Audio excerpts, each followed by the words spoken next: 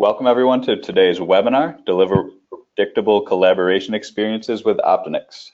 My name is Robert Waters. I'm in the marketing department here at Optanix, and I'm going to kick things off here today. All right, before we begin, I just want to cover a few housekeeping items. First off, all attendees are on mute, so you can hear us hopefully, but we cannot hear you. Because of that, you can submit any questions you may have in the questions box, and we will get to them during a Q&A session at the end of the webinar if time allows.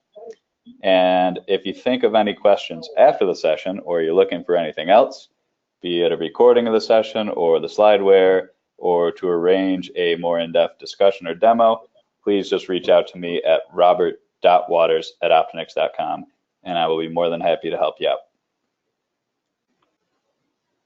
And now that we've got that out of the way, I'd like to introduce you to today's presenter.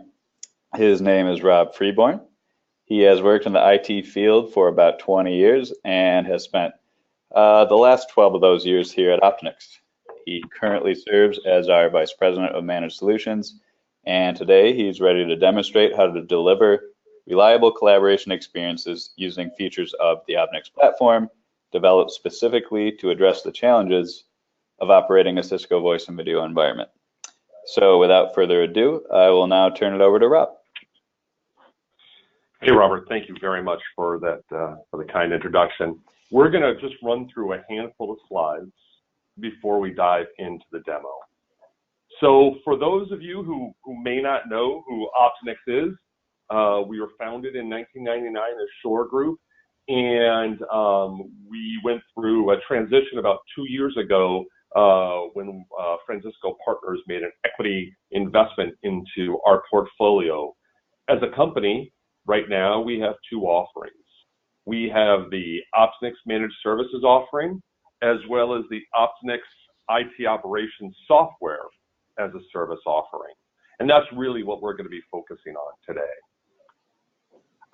As far as who we do business with and where we do business, we cover about half the country with employees, and we have customers that span the globe from the Philippines and Singapore all the way over to Eastern Europe. We've got a number of certifications from the different partners that we work with, and we've really been starting to develop a really good profile within the industry as we start to rack up industry-based awards, be it Gartner, Cool Vendor Awards, or just this last fall when Robert and I went to Las Vegas to accept the TSIA Star Award.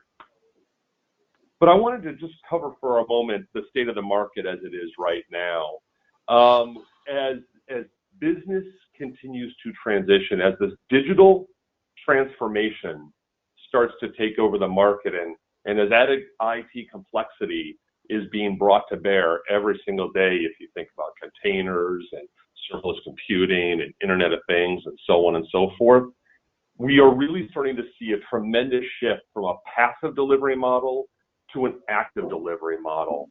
And I'm not going to read down these bullet points on either side, but I think that I'll tell you, these are really based off the conversations that people like Robert and my peers and I that we're having with customers, large and small, literally around the world on a day-to-day and week-by-week basis, as they're looking to, quite frankly, fundamentally improve how they're doing.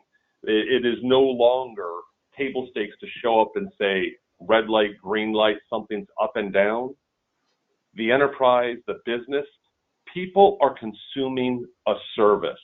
And today we're going to be talking about that service being voice, video, the contact center, that collaboration environment that everybody relies on every day to communicate and work together within the enterprise and to your customer base.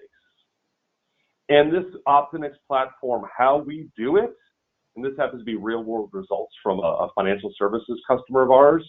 In one quarter, we collected nearly 650 million raw events, so traps and syslogs and all kinds of different events. And we brought that through our platform through a series of processes that we enable within that, collecting the events, filtering, processing, doing correlation. And the macro point to understand here is that out of that 646, nearly 650 million events, we brought that down to just 489, less than 500 valid, verified root cause events. That's what we talk about when we talk about clean signal. It's our ability to process massive amounts of information and deliver clean information out the other side. That's how we enable our customers and our partners, be it an enterprise, a managed service provider, or whomever, to go from reactive to proactive. You know, when we talk, many customers that we go and talk to, they try to achieve this kind of noise reduction simply by turning down the alarming in their environment, right? They may, I had a financial services firm that I worked with where across their entire environment, all the edge routers at about 3,000 base branches, all they were doing was pinging and making an ICMP request. And you know what? When email was the most important thing going across that circuit, and maybe it didn't matter if a connection was down for a moment or two or for, you know, minutes at a time or something like that, that may have been fine. But we showed them within a very quick time period that now that you're delivering a collaboration solution that relies on this converged network, how in-depth monitoring was required. And quite frankly, they were scared that they weren't going to be able to see this, but we proved it with this ability to parse that kind of information. And delivering this level of service assurance, which really is what it is, means that you have to migrate from this challenging environment where you've got different things, different tools, looking at different environments, and really bring an integrated approach where that service layer approach, starting at the application layer, working all your way down, this service chain to understand that. And this is how we do it. This is a high-level architecture, or a version of our architecture, for lack of a better word. But if you look across the top, it's our ability to extract information from that environment, to bring it in, process it, deliver that clean signal, and then push that out to the right people the first time, you know, across all of our customers. So people where we're monitoring, where we're managing, where we're working with them in a hybrid environment, we're running about 95% proactive. So that means about 95% of the time, we're telling them before they can tell us, or before one of their end users can call in and say, hey, there's a problem with the environment. And those are the kind of stats that we really want to pay attention to try to bring that kind of support to our customers and our partners. And this is really how we do it. This is that process, filtering the noise, automating as much as we can of the level one, delivering that proactive information so we can fix it right the first time, which drives down the number of engineers. And you know, if you want to do a follow-up to this, we have a really cool calculator now on our website that helps you see the kind of cost savings we can deliver by looking at this. And I think it's one of the things that really starts to differentiate us in the market. So like I said, I would spend just a brief amount of time on slideware, and I'm going to dive into a demonstration of the platform itself. So this is the Optanix software platform. It's web accessible, and one of the things that makes it unique in our market is the fact that 100% of the telemetry that we gather, it stays on your network. So when you're looking at things like the new GDPR, formerly Safe Harbor out of Europe, when you're looking at any kind of privacy rules or anything like that, it's like we were pre-built for that because of our ability to do that. And quite frankly, that's why we are in environments like the federal government and healthcare, and half the 15 largest banks in the world have this platform writing in their environment. So as we said today, we're going to be talking about collaboration. So you can see within IPT, I've got a whole host of different environments and entities that I'm looking at, be it the endpoint phones themselves, license manager, emergency responder. But I'm going to go ahead and dive in and look at a subscriber. So this is the entity or element management layer, really the first level of how we monitor and then can therefore enable management of a sophisticated environment. I think what's unique about this is that even customers who are only using us for monitoring, you are going to get our best practices pre-configured for you out of the box. So we're not just handing you a CD and saying, good luck, you know, go have at it. We're not handing you a CD and say, go ahead and call this third party. They've installed this stuff before. We're bringing our true battle-tested expertise to bear to help you be successful on day one. So there's different things that we're going to be asking questions of the environment, things we're going to be monitoring for from the application layer all the way down through to the hardware layer. And I apologize. I know, the webinar, sometimes I can almost make you motion sick or car sick as you see that fly by. I just want to kind of walk up the stack here for a second to illustrate how we're able to drive that kind of root cause awareness and visibility. And as you can see right here, and in fact, I'm going to go over one more. This is our 3-gen map, how we're able to look at, in this case, it happens to be a UCS chassis blade, but you can imagine any compute platform with virtualization writing on top of it, and then what's dependent on that. So you can see I've got a cup server, a subscriber. I've got compute, virtualization, and applications, different technologies from different manufacturers chained together to deliver a service. Now I've got a chassis, and if I go over one more, I should have my fabric interconnects. Yeah, all right, perfect. So this is a good example where you could see that we could, and you can see right now it's saying root cause, a decision engine is normal, no case activity, root cause, it's okay, that's what I was looking for, that status. So you could see if the fabric interconnect A side went down, you could see the first thing that we would do is we would test to see if the B side is still there. Because you're not down hard, you're simply going to be running in simplex mode, which is important to understand, but it's a different situation than call up a cavalry, the entire voice environment has gone down. So again, it's pinning together multiple technologies from multiple vendors, being proactive about it, and then sending that root cause information to the right person the first time, every time. So it doesn't matter if I'm talking about voice, like I was looking at it right here, and you could see all the way down to the phone level. If you want to be very specific about maybe public safety or those, the Oak layer, the Oak hallway phones, for the senior executives, doing the same thing for CDP. In the contact center environment, you can see we're doing exactly the same stuff with ICM, the different layers of the ICM environment. But just as important as looking at the applications is understanding how they work together. So we not only monitor the applications themselves, but the logical instances of those applications. So for example, we may know that these multiple server applications have to work together in a cluster. We don't have to monitor that as a discrete entity. We can now monitor that as a logical instance of the contact center. And as you continue down this path, you can see, for example, different telepresence pieces within this.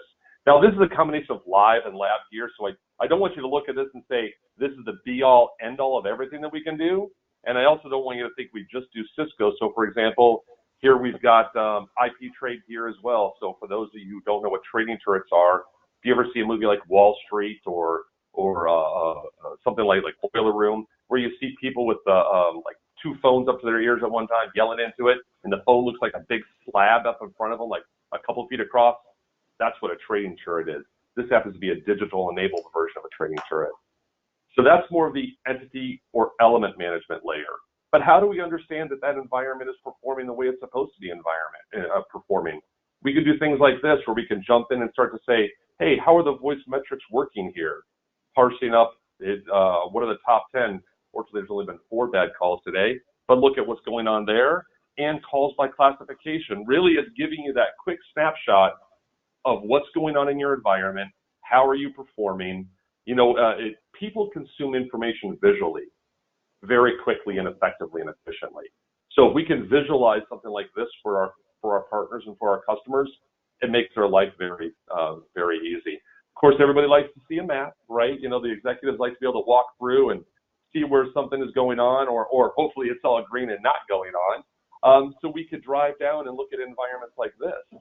So I can look at the San Francisco retail store environment, and I can see there's an issue on this WAN router. Now it's been resolved, it's in a yellow status, but if it was down hard, I would be seeing it as red.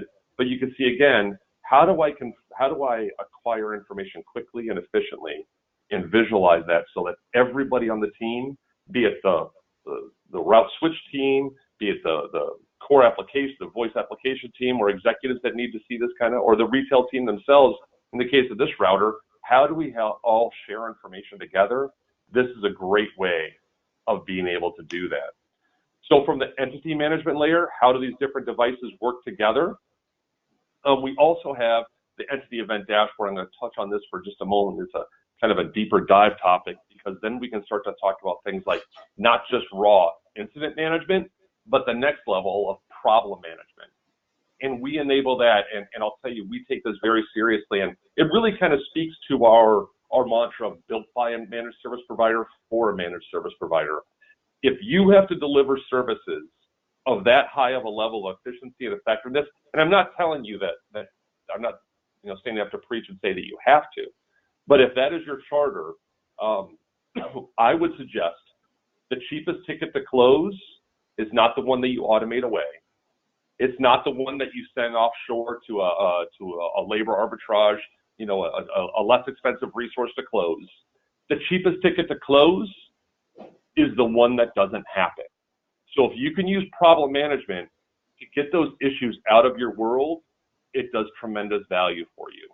So I'm going to use this actually as a good example that another financial services firm that we were working with, about 1,300 locations, mostly across the Midwest United States. They brought our platform in. They were in the middle of early in the transition from a TDM environment to Cisco Voice, and they brought this in and they had us install it. And I have to tell you, within about, by the way, they were just going to use our platform, not have us manage it for them.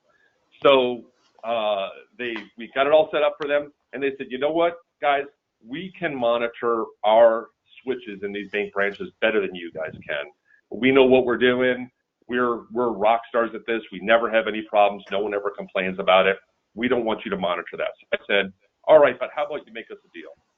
Shoot all of your trap messages from those bank branch switches, send that all to our platform, and we could just do some analysis on what's going on and maybe give you a little extra insight. Fine, they said, we'll go ahead and do it. So platform was up and running for about a month and a half, and they gave us a call and said, hey, the people in the bank branches they say the phones are spinning. Now, this wasn't some kind of a horror movie where the phones start moving on their own like they're possessed. But the old Cisco, this is several years ago, the Cisco phones used to have a little icon that would spin around when they were disconnected. So the first thing I did is logged into their environment. I had credentials to do it, so it was okay with them.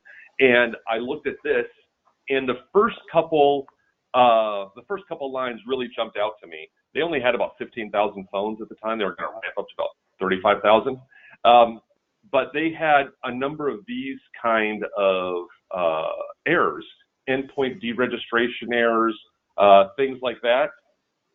And there was about 97-98% correlation between port flap errors, ports in the switches transitioning from up to down. They had about 2.5 million of those in the previous 30 days. And there was about 97-98% correlation between that and phone deregistration errors. In essence, they were nearly causing a denial of service attack on their own call manager infrastructure because that switch infrastructure at the bank branches was not being managed correctly. And when I was able to show them that, it immediately drove home the point about this is now a converged network. Look, like I said earlier about that bank network of about 3,000 branches, they weren't doing the same kind of thing with those WAN routers because it wasn't critical. With a bank branch, if an email takes an extra 15 seconds to go, that may not be a problem, and no one's likely going to notice that issue. I'll tell you what, though, people notice when there's a 15-second break in your phone conversation.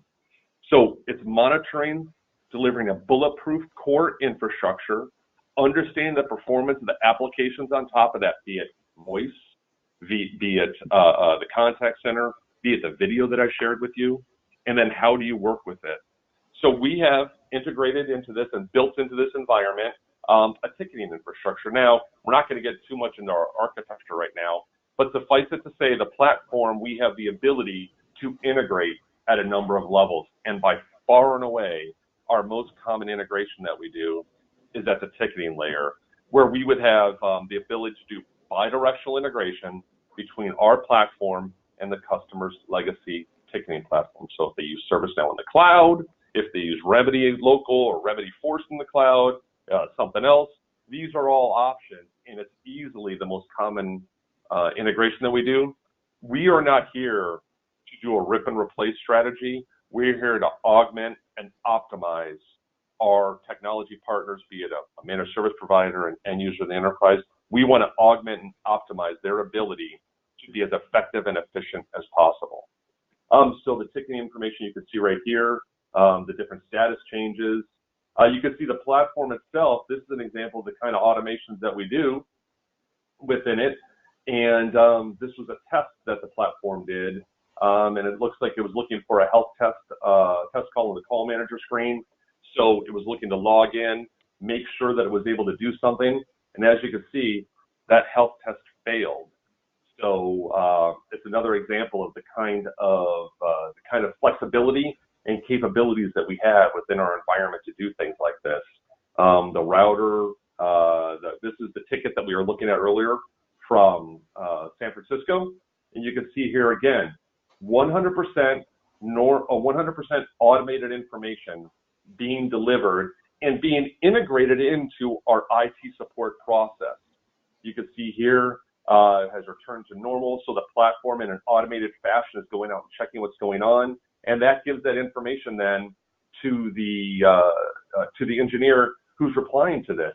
And look at status change to resolve, resolution is in maintenance, so they're going to keep an eye on it for a couple days and make sure that the problem doesn't happen again. That's another thing that we want to help our partners and our customers do. Ensure a high first-time fix rate. Again, the cheapest ticket to close is the one that doesn't happen. The second cheapest ticket is the one you solve the first time, every time. Whenever someone has to go back in and do something again, you're burning extra dollars, and that's just not worth it. So entity management, the health and welfare of an individual device. Operations management, how do those devices work together? What does that look like from the macro perspective? Service management layer, that ticketing that I just showed you. And then finally, a business management layer, where we do all kinds of reporting. Now, we do not think that we are the be-all, end-all of reporting engines. We've got our perspective on it, but we also have the ability to offboard information, either if you want to do your own reporting, some other method, but our most common method is we have a data warehouse platform. We can bring this information over into it, and then you could do maybe you want to correlate ticket information against weather, against call volume in your call center because you're a mobile phone operator and you're starting to see outages because of damage to mobile phone towers in a storm or something like that.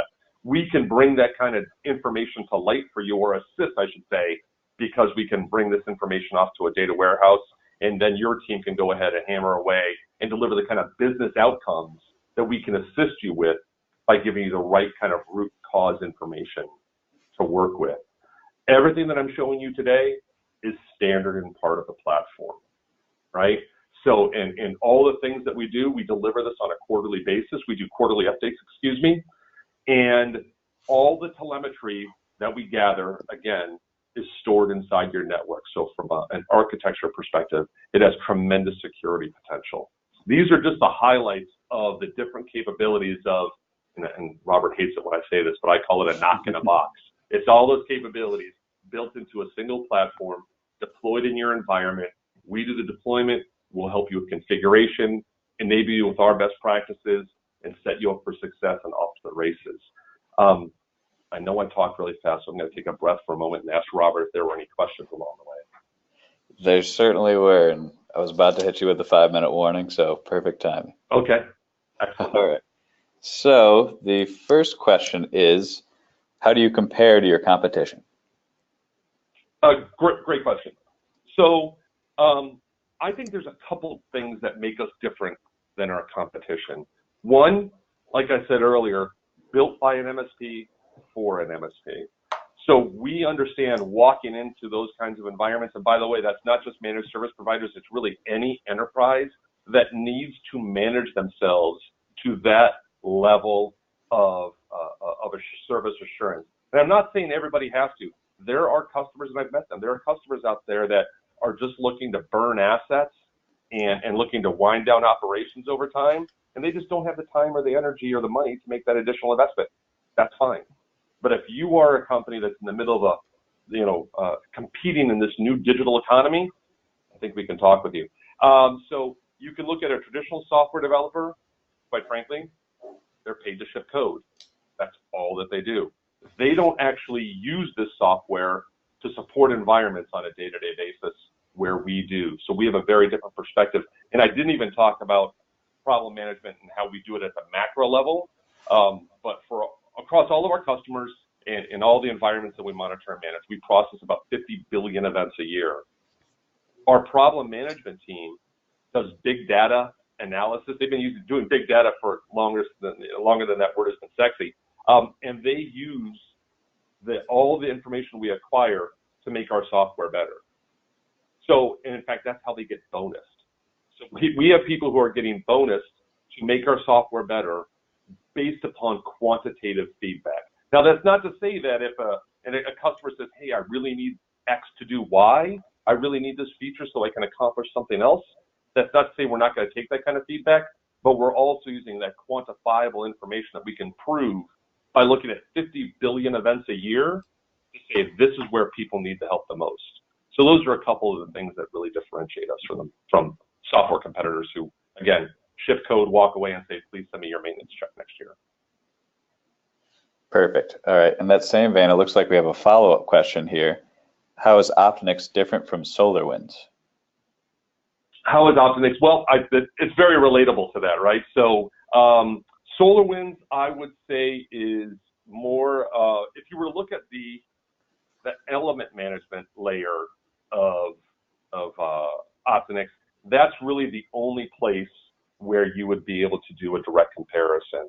So at that layer, the biggest differentiator is going to be our ability to, A, bring our best practices to bear. Again, SolarWinds is going to hand you a CD and say, please give us a check next year.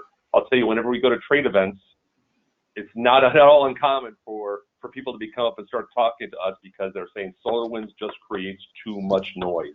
So our ability to filter the noise at this layer is really a primary driver of our differentiator. In addition, SolarWinds is going to be selling you a number of different modules that you're going to then be responsible for pinning together and so on and so forth. And then SolarWinds also does not have any of those higher level functions or features that I looked at. It does not have an integrated ticketing environment. It doesn't have that integrated report, the same kind of integrated reporting that we have. And quite frankly, it wasn't built by an MSP for an MSP. Those are kind of that's my perspective on the differences between us and SolarWinds. I'm sure we can get into a longer conversation about it, but it's what we're delivering and how we're delivering it that is the biggest difference. That complete stack from element, operations, service, and business management in one platform. The fact that we're delivering it with our best practices, and then those are really what I would start with as a differentiator. I hope that helps whoever asked the question. Yes. All right. We've got some more coming in. Sorry, I'm just trying to get to them all. Next is, you mentioned how Optanix augments. Does this mean you will take the data feeds from a Zabbix, Smarts, etc., and correlate that info, then hand off to a ServiceNow, etc.? So I'll tell you, I'm not familiar with the platform, the initial one that you talked about, but the short answer is yes. We do have the ability in our architecture to bring data in at the data acquisition layer. So if we go back to this slide, we have the ability within the ingestion engine. Now, the important thing to understand though is, I'm looking at kind of two different kinds of information: real-time information, so traps and syslogs. Absolutely, you already have a trap collector, syslog collector. Take all that data in, shoot a feed out the other side to me. If you're using another platform for pulling information, 99% of the time, they do not have the ability to go back and verify and validate what the problem was. So we can't go back and ask that question of that platform. We would have to circle around it, go back out to that entity or element and ask that question, be it physical or a logical device. Say, hey, A side's up is the A side's down is the B side up. We would have to be able to do that as well. So short answer is yes. Long answer is we'd want to look at the architecture to see the best way to do it. Perfect. Okay. Let me just, oh, sorry, we got some more coming in. Follow up to that. So thinking about a video service, does this include IPSLA info and NetFlow? So IPSLA, absolutely, yes, we have that. Come back over here. We do have IPSLA information right here. So, looking out and back, whatever we need to do across that. And we are in the middle of, quite frankly, rebuilding our NetFlow processing capability. It was not scaling as effectively as we had to for some of our customers. So if that's a critical path for you, please give us a call. And if you have some requirements that you think would be helpful for us to build into the platform, we'd love to hear them. But IPSLA, good to go right now. NetFlow is in the process of being reimagined within the platform right now. So any feedback that you can give us, we'd like to have. Perfect. All right. We are 2 minutes over. So Rob, if you could flip over to the last slide. We did have a couple more questions come in, but I'm going to take them down and we will get back with whoever asked them after the session, if that's all right. But don't want to be sensitive of people's times. So if you do have other questions or if you want to see more, we really just scratched the surface in terms of platform capabilities today. So go ahead and shoot over to optanix.com/request-demo. And you can sign up for a personalized demo there where we'll do a real deep dive, or you can email me, robert.waters@optanix.com, and I'll help get that set up for you. Otherwise, that is a wrap for today. So thank you to everyone for attending, and we will catch you next time. Thanks, everyone, for taking time out of your day to spend it with us. Have a great day.